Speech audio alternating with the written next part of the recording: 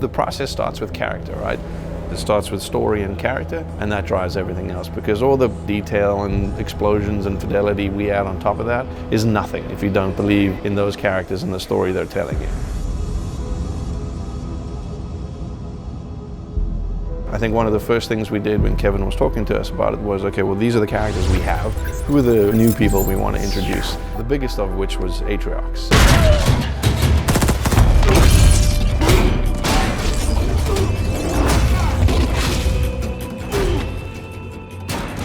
Put a lot of effort into establishing a new enemy, because you can have a great good guy, but he really needs to have an equal bad guy. A brute who can outthink you as well as outfight you physically is a very different kind of a threat, and so that's really where Atriox was born.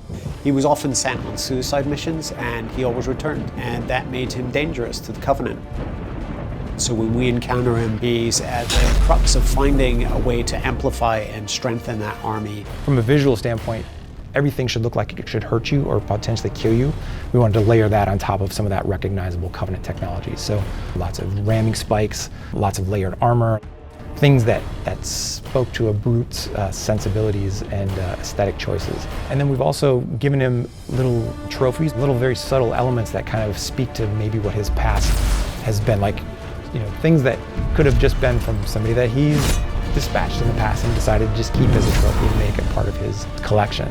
But also the form from function, where armor is at serves a role. You know, you'd be more protected around the core, like his chest, and he's got a larger shoulder pad because he's got an augmented gauntlet. Like, this should feel like a bipedal tank.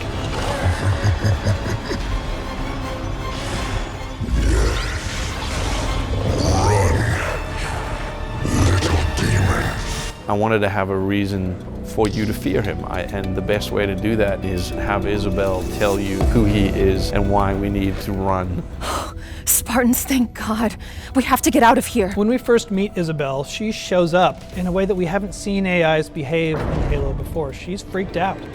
When we created Isabel, we wanted to make a different kind of AI. AIs are generally perfection. We wanted a flawed AI from the outset. We wanted her to be a little bit more rough around the edges. She's logistics, so she's, you know, kind of like the tank girl. Ripley from Aliens 2 was a big influence in that.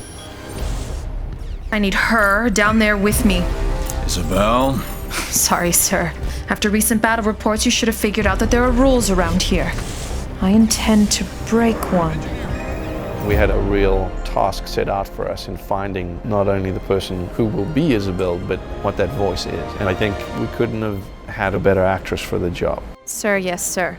With the way that we shoot mocap, it has to be the same person who we're scanning for our character model. So this person not only has to look like the character, but has to act like the character and has to sound like the character. To get the likeness and fidelity that we really wanted, the technology demands that you essentially cast who you want to be that character. It's a creative choice, but it's also to showcase the best technology that's available out there. When it works so well, and you just get everything at once, and you really breathe life into that character. It's almost like directing a movie, right? At the end of the day, I mean, cinematics has always been somewhat like that, but now you've actually got us in the studio directing these actors. The process has just changed so much. I really think those first cinematics of the original Halo Wars just kind of raised the bar for the industry as a whole, and that's what we're doing again. I think it's important not to miss, you know, the point that people love these characters that we're creating, and that requires us spending time and effort making sure that they're well-rounded and real. From the first word on the page, to the first design we draw, to the actors that breathe life into them, to the final lighting and animation parts that we do here. Every single piece needs to fall into place. There's a lot of people out there that expect a lot from this franchise. That to me is the most exciting thing, when you are putting a face to a brand new character. You're creating a new digital life, which is pretty awesome.